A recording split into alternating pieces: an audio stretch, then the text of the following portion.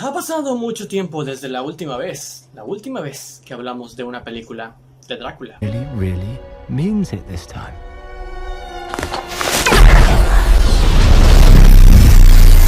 Renfield! No, quiero decir de una película de Drácula como tal.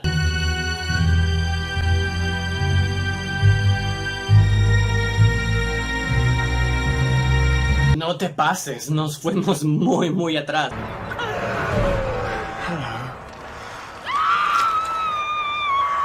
Bueno, es que hay tantas que cada quien lo ve a su manera. En esta ocasión, Drácula, Mar de Sangre, con uno de los nombres como se le conoce a esta película, podemos decir que es original, diferente, o es una historia más de esas grandes leyendas que se quedó en el olvido. Pues bienvenidos cinéfilos, cinéfilo y gamer a una opinión, reseña, crítica más de este canal, porque claro que sí, hoy hablamos de el último viaje del Demeter, o bien Drácula, Mar de Sangre.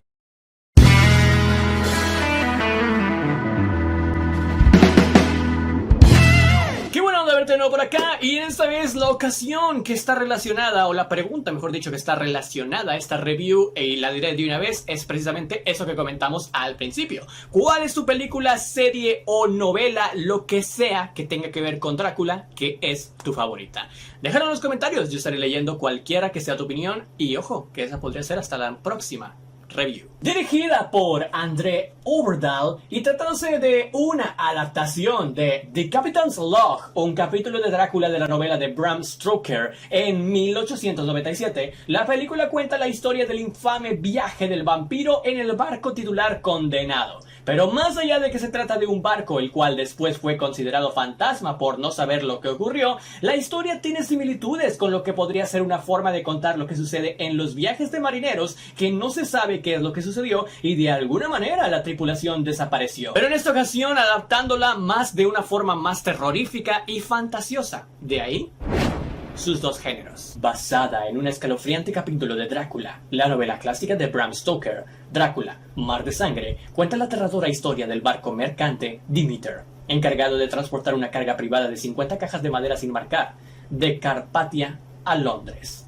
Sucesos extraños ocurren a la tripulación mientras intentan sobrevivir a la travesía oceánica, acechados cada noche por una presencia despiadada a bordo del barco.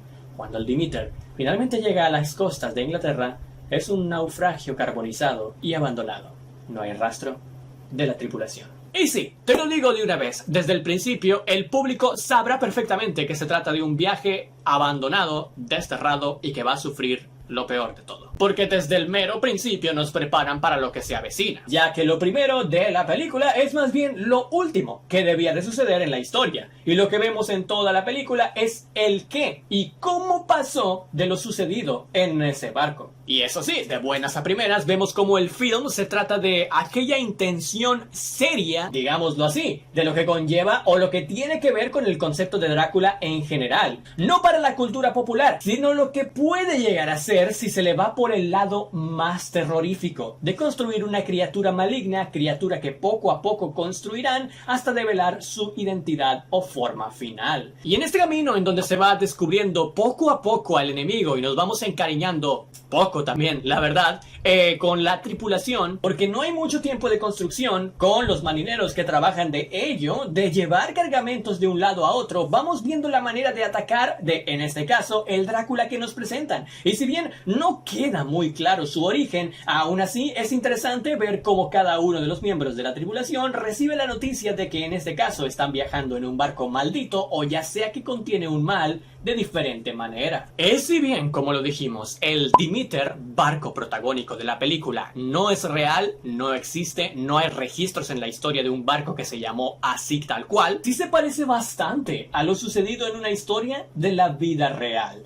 La representación de la película del último viaje de Demeter es similar a la historia del SS María Celeste. El María Celeste fue un barco mercante también británico encontrado a la deriva y abandonado frente a las costas de Portugal en 1872, en donde la tripulación del barco había desaparecido sin dejar rastro y la causa de su desaparición seguía siendo un misterio. Aún así, la historia es una especie de recreación de este concepto como punto de partida para crear una historia en donde este Drácula, que pareciera fuera lo primogénito de esta criatura, o se hace sus inicios en donde cada vez que chupa sangre se hace más fuerte. Y aquí en esta película también sucede ese tema, pero dándole un aspecto más terrorífico. Es bien, como ya lo mencionamos, tiene un toque de fantasía, aún así, gracias a lo que algunos personajes nos regalan, haciendo que sus acciones dentro de un contexto como en el que se encuentran, los desconcierte al punto de pensar que están viviendo una pesadilla,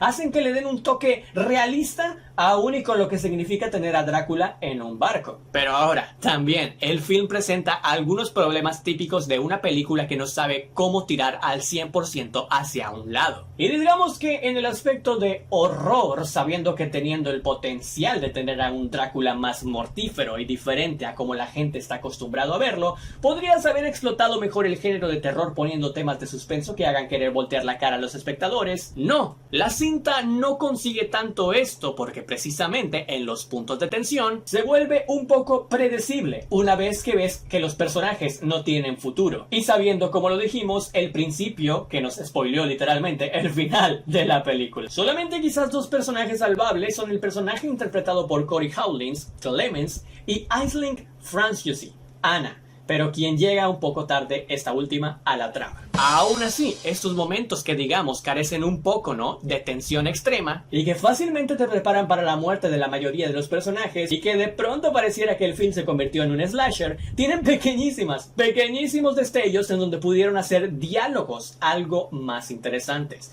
Poner algo más de lore, algo que alimente ese misticismo de la criatura, como su origen y el origen de los personajes que también solo sabemos que son marineros, que están ahí y ya está. Quedando así un poco a la deriva el guión algo pobre, ¿no?, que está detrás de esta historia, pero que aún así, en cuanto a la versatilidad de las secuencias de acción o aquellas perspectivas que nutran al espectador con aspectos novedosos, la escenografía, fotografía y vestuario son los aspectos físicos que sí brillan dentro de esta película.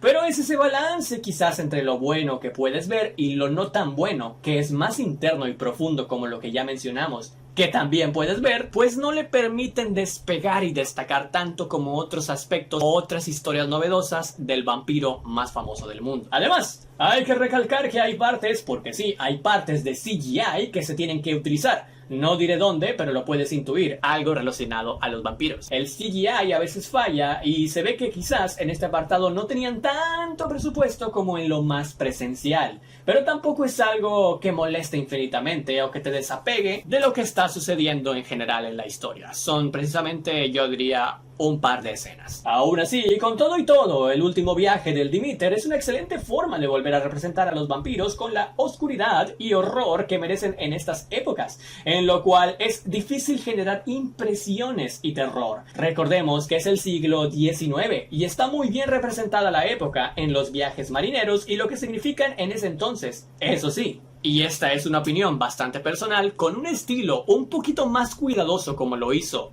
The Witch, con una criatura misticisma y cuidándola poco a poco, detalle a detalle, creo yo que hubiera funcionado un poco más. Drácula, Mar de Sangre, tiene mucho de mar, pero no es precisamente lo que te esperarías venir de una nueva y misteriosa forma de representar el misticismo de un Drácula primigenio en la época antigua, tanto para bien como para mal. Bueno, para basarse solamente en un capítulo, en el capítulo 7, si no mal recuerdo, del film, o la novela, mejor dicho, de Bram Stoker, y recrear ese capítulo en una historia de más de 2 horas, creo que fue más de 2 horas, ahí está la duración apareciendo en pantalla, pues lo hicieron bastante bien, y el film logra converger muy bien, o mostrar al espectador los géneros que le propone, que son el horror y la fantasía.